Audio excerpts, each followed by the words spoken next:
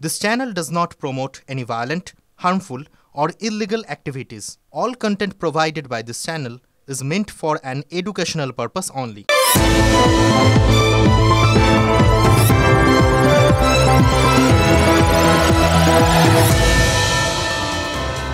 একটু একটু করে পর্দাটা সরছে, জানেন তো। বুঝতে পারছি কার মনের ভেতর ঠিক কি লুকিয়ে আছে। বাংলাদেশের মুক্তি দিবসে সোশ্যাল মিডিয়ায় কাল একটা পোস্ট করেছিল মাহফুজ আলম। ভাবছেন তো কে এই মাহফুজ?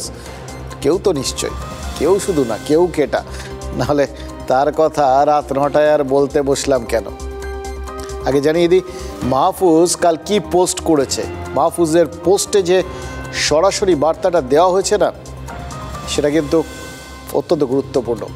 2024-এ শেখ হাসিনার অপসারণের পরেই আন্দোলন শেষ হয়নি, আর মানচিত্র দিয়ে ঘুরিয়ে পেঁচিয়ে বলা হয়েছে যে বাঙালি মুসলিমদের জন্য আরও বড় বন্দোবস্ত প্রয়োজন।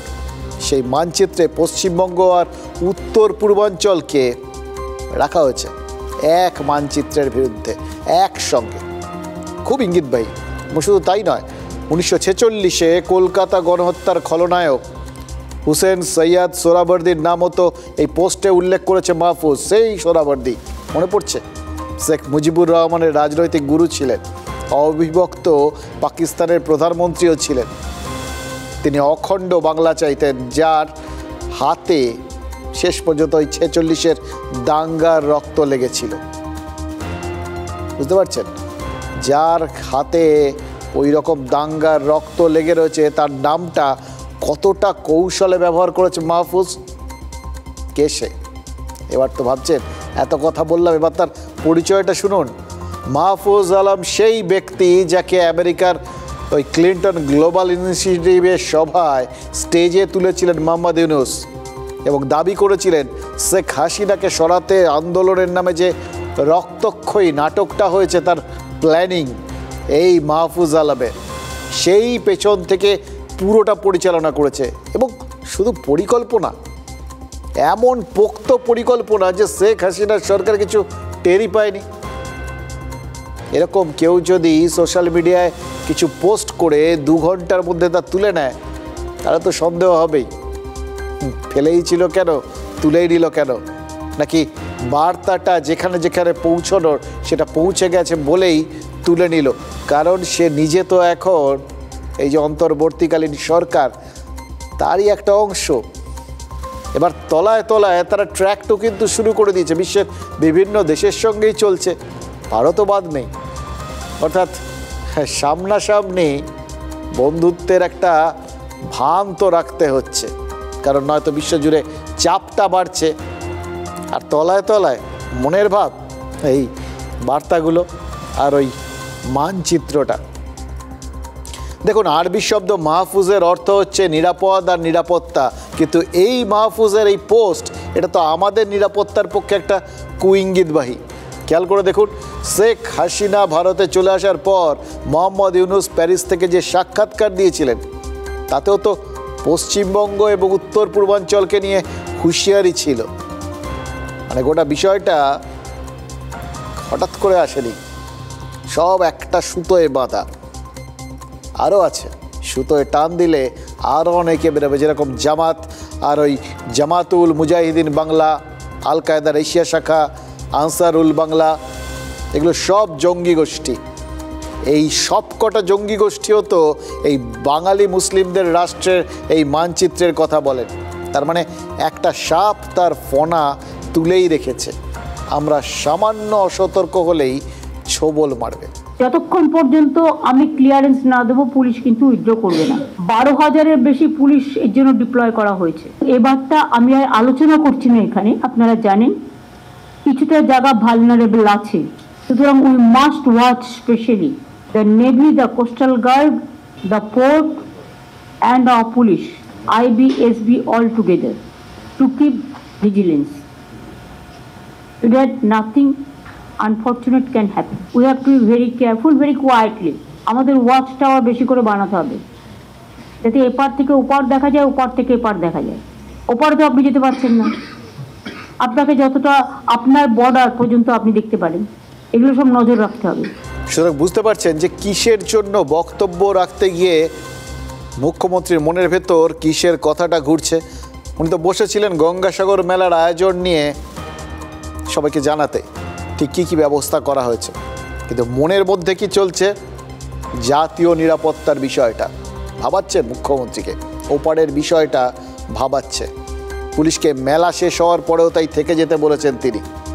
আর নেভি, কোস্টাল গার্ড থেকে শুরু করে এসবিআইবিকে কড়া নজরদারি রাখার নির্দেশ দিয়েছেন। কেন দিয়েছেন? কারণ ফনা কেউ কেউ তো তুলেই রয়েছে, সব সময় চেষ্টা করছে একবার ছোবল মারতে। তাদের লক্ষ্য কি? আমাদের সাম্প্রদায়িক সম্প্রীতি, তাদের লক্ষ্য কি? আমাদের অখণ্ডতা। এবার প্রশ্নটা হচ্ছে, ফনাটা শুধু আমাদের লক্ষ্য করেই তোলা আছে নাকি এই ফনাটা বিস্তৃতভাবে এরমভাবে নড়ছে, একবার আমাদের দিকে, একবার বাংলাদেশের সাধারণ মানুষের দিকে? বাংলাদেশের সাধারণ মানুষও কি তাহলে বিষাক্ত ভবিষ্যতেরই মুখোমুখি হয়ে দাঁড়াচ্ছেন?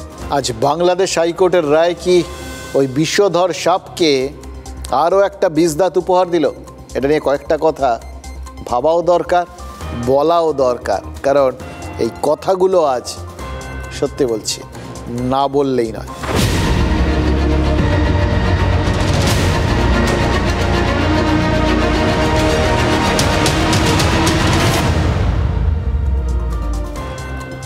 সেই আদম আর ইভের গল্পটা মনে আছে? ইন্টারেস্টিং গল্প, মানে আব্রাহামিক ধর্মগ্রন্থগুলোর থেকে শুরু, কিন্তু তারপর আমাদের সবার মনের মধ্যে সেই শুরুর গল্পটা বেশ দাগ কাটে। স্বর্গের নন্দন কাননে দেব শিশুর মতো খেলে বেড়াতো দুজন। শর্ত ছিল কি? একটাই শর্ত, জ্ঞান বৃক্ষের ফলটা খাওয়া যাবে না, আপেল। এবার এড়িয়েই চলতো তারা, আদম আর ইভ। কিন্তু মুশকিল হলো যেদিন ওই শয়তান পাঁচিল টপকে নন্দনকাননে ঢুকলো, তারপর সাপের ছদ্মবেশে ইভকে প্ররোচিত করলো। ওই আপেলটা খেয়েই দেখো না, কে বারণ করেছে?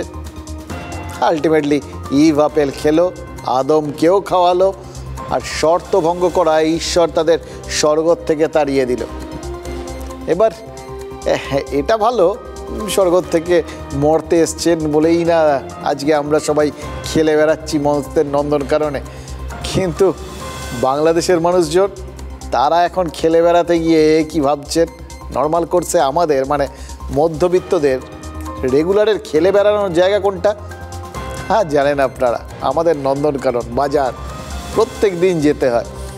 এবার তারা যখন বাজারে যাচ্ছেন, মানে বাংলাদেশের মানুষজন, তাদের মনে হচ্ছে না তো প্যারাডাইজ লস্ট কি হয়ে গেল? দেখুন, প্যারাডাইজ লস্ট জন মিল্টনের কবিতা, সেটাকে নিয়ে টানাটানি করছি না, কিন্তু এই ইংরেজদের এই মুহূর্তে অন্তত সাহিত্যবোধটাকে কিছুতেই বাংলাদেশ ছাড়া করা যাচ্ছে না, জানেন তো। মোহাম্মদ ইউনুস, তিনি তো মনে হচ্ছে ওই শেক্সপিয়ারের ট্র্যাজেডি পড়েছেন। সেখানে লেডি ম্যাকবেথ বলে একটা চরিত্র আছে, জানেন তো। রাজা ডানকারকে ম্যাকবেথকে দিয়ে হত্যা করিয়েছিল লেডি ম্যাকবেথ, আর তারপর সেই পাপ তাকে তাড়া করে বেড়াতো। হাতে সারাক্ষণ মনে হতো রক্ত লেগে রয়েছে, বারবার ধুতো, তারপরেও মনে হতো রক্তটা যাচ্ছে না। যেভাবে বাংলাদেশে হিন্দু নিপীড়ন হচ্ছে, বিবেক বলে সামান্য কিছু যদি অবশিষ্ট থেকে থাকে, তাহলে আমার ধারণা মোহাম্মদ ইউনুসও বারবার হাতটা ধুতেন। কিন্তু তার হাতে তো মুজিব হত্যার রক্ত লেগেনি। শেখ মুজিবকে তো সেই 1975-এ হত্যা করেছে বাংলাদেশের 1 ডজন সেনা অফিসার। তবে ইউনুস সাহেব জ্যান্ত মুজিবকে পাননি, কিন্তু তার কবর তো আছে, কবরকেই তালাবন্দি করে দিয়েছেন। এবার এরকম তো আমরা দেখেছি, উনি জাতির জনককে তালাবন্দি করলেন। ঔরঙ্গজেব তো তার পিতাকে, তার জনককে, শাহজাহানকে আগ্রা ফোর্টে বন্দি করেছিলেন। কিন্তু ইতিহাস থেকে শাহজাহানকে মুছে ফেলা গেছিল? তাজমহল তৈরির জন্য তো শাহজাহানের নামই গোটা বিশ্বের লোক জানে। তেমন এই বাংলাদেশের স্বাধীনতা মানেই তো মুজিব। বাংলাদেশের সেনাপ্রধান ফের শেখ মুজিবের নাম নিয়েছেন, স্বাধীনতার জন্য মুজিবকে ধন্যবাদ জানিয়েছেন। তার মানে যতই মুছুন, হৃদয়ে লেখো নাম, সে নাম থেকে যাবে। বঙ্গবন্ধুর প্রতি কৃতজ্ঞতা, উনি আমাদের একটা স্বাধীন সার্বভৌম দেশ দিয়েছেন, এবং যে দেশে আজকে আমি, সেই স্বাধীন দেশের আমি আজকে সেনাপ্রধান। সমস্ত শহীদদের প্রতি আমার কৃতজ্ঞতা, সমস্ত মুক্তিযোদ্ধাদের প্রতি আমার কৃতজ্ঞতা। তারা তাদের সোনালী দিনগুলো আমাদের জন্য উৎসর্গ করেছেন। কালকে একটা ছবি দেখছিলাম, এক বাবা আর এক তার মেয়ের ছবি। বাবা গেছিলেন ওই মুজিবের সমাধিতে, তিনি একটু শ্রদ্ধা জ্ঞাপন করতে গেছিলেন। বিজয় দিবস তো, স্বাধীনতার দিন, সেই স্বাধীনতা এড়িয়ে দেওয়ার সকালগুলোর কথা মাথায় রেখেই যাবতীয় কৃতিত্ব হয়তো তিনি মনে মনে এখনও শেখ মুজিবকে দেন, সেজন্যই সম্মান জানাতে গেছিলেন। কিন্তু তার জন্য তাকে গ্রেফতার করা হয়েছিল। কি অদ্ভুত না? তারপর দেখুন, এই বাংলাদেশের সেনাপ্রধান তিনিও তো সেই শেখ মুজিবকেই সম্মান জানিয়ে বসলেন। তাকে ধরতে কোন পুলিশ আসবে জানি না, জানেন তো, কে গ্রেফতার করবে তাও জানি না। কিন্তু বাংলাদেশের সংবিধান, সেখান থেকেও কি শেখ মুজিবকে মুছতে পারলেন ইউনূস? পারলেন না তো। বাংলাদেশের হাইকোর্ট আজ 2011 সালের ওই পঞ্চদশ সংশোধন বাতিল করে গণভোট আর তত্ত্বাবধায়ক সরকারের ব্যবস্থাটা ফিরিয়ে আনলো। এটা তার জন্য ভালো। কিন্তু শেখ মুজিব জাতির পিতা এই সাংবিধানিক ঘোষণায় হাত দিল না। মুজিবকে মুছতে হবে কোনো নির্বাচিত সংসদকেই। তার মানে মুজিব আপাতত তো রয়ে গেলেন। আপনি থাকছেন স্যার, কিন্তু ইউনূস কি থাকছেন? আপাতত তিনিও থাকছেন। কারণ ওই বললাম, আদালতের রায়। নভেম্বরে আরব দেশের এক সংবাদ মাধ্যমে ইউনূস বলেছিলেন তিনি 4 বছর পর্যন্ত থাকতে পারেন। আর গতকাল বলেছিলেন 2025-এর শেষ অথবা 2026-এ তিনি নির্বাচন করাবেন। আজ হাইকোর্টের রায় কি বলল? ইউনূসের এই অন্তর্বর্তী সরকার অবৈধ নয়, কিন্তু বিশেষ পরিস্থিতিতে অন্তর্বর্তীকালীন ব্যবস্থা, মানে একটা আইনি মান্যতা তাকে দিয়ে দেওয়া হলো। তার মানে ইউনূস কি আপাতত থাকতে পারেন? অবৈধ নন এটা তো বুঝলাম, কিন্তু কতদিন এই বৈধতা তার থাকবে? যতদিন বাংলাদেশের জনগণ চাইবেন। তার মানে যেভাবে গায়ের জোরে পেছনের দরজা দিয়ে রুকে ওই কুর্সিতে বসেছেন, ঠিক সেভাবেই ইউনূসকে সরিয়েও দিতে পারে জনতা। আর যদি না দেয়, তার মানে বুঝতে পারছেন কতদিন উনি থাকতে পারেন। এই রায়ের পর আমার শুধু একবার ওই বিএনপি আর জামাত নেতাদের মুখগুলো দেখতে ইচ্ছে করছিল। তারা তো অপেক্ষা করে বসে আছেন, কতদিন আর কতদিন আর কবে।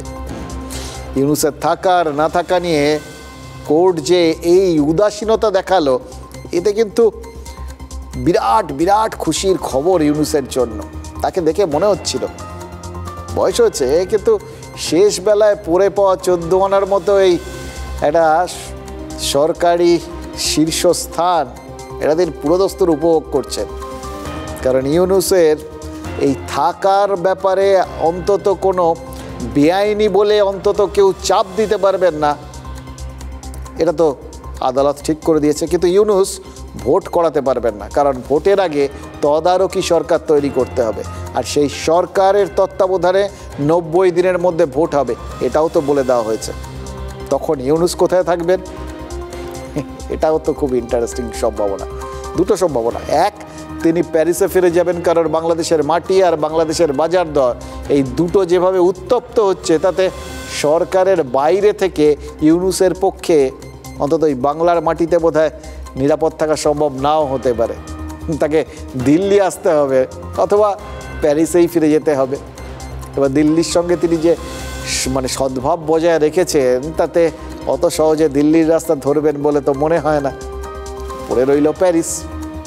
অথবা আরেকটা জিনিস হতে পারে, ইউনূসকে সামনে রেখে একটা দল তৈরি করতে পারেন ওই মাহফুজ আলমরা, কারণ 80 পেরোনো ইউনূসের পক্ষে ভোট প্রচার সম্ভব নয়।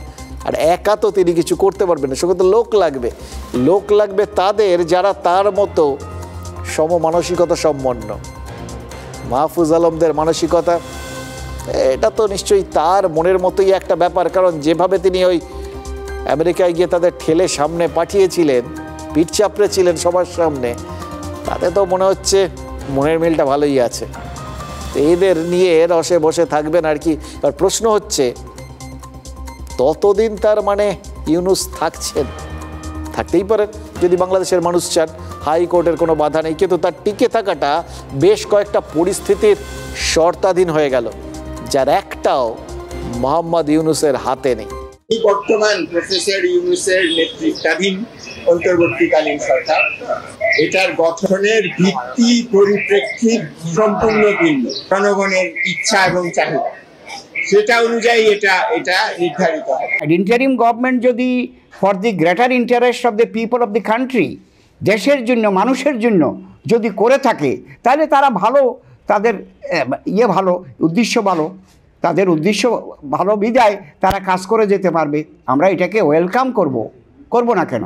কিন্তু অন্যায়, আমরা বিশেষ করে যারা অন্যায় করবে যে কোনো পলিটিক্যাল, আমরা এটা ইন্টারভেন করব। আমরা এটার জন্য সরকারের কাছে এবং বিভিন্ন আন্তর্জাতিক সংগঠনের কাছে আমরা আপিল করব, just to give them legal assistance.